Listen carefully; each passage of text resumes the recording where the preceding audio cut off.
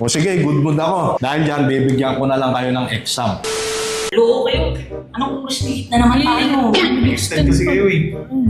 Sige. Ikaw kasi yung walang rin maglaro kanina. Ito balo. Ikaw nagsusulo. Siyempre, nyo. Gusto kong pumatay eh. Ganito na lang. Ganito na lang gawin natin mga brad. O ano?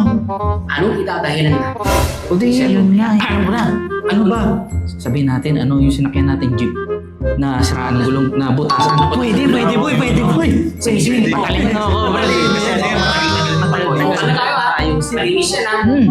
Walang magkakamali ha? Nabutas ang gulong. Ano ulit? Nabutas ang gulong ng sinakyan natin. Okay.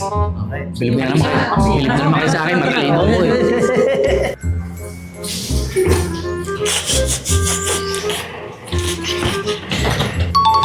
Ba't late na naman kayong apat?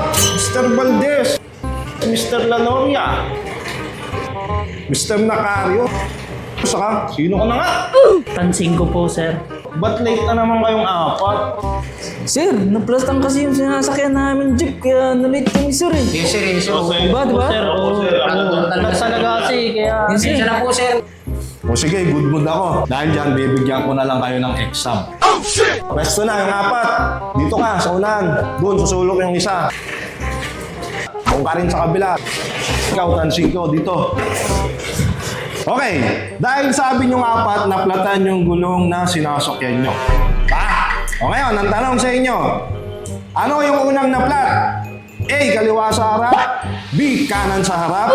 C, kaliwa sa likod. O D, kanan sa likod. Oh, shit!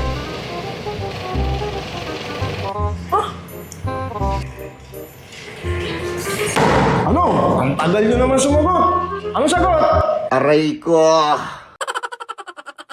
Okay, thank you sa ATI Alabang sa pagpayag sa amin na mag-shoot dito. Yes. Kanila kay Tropang Idjo. Yes. Thank you. Kay Mama Macedo at sa lahat ng bumubuo ng ATI. Salamat po. Thank you. Salamat Okay, kami po ang Tuk Malls. Peace out.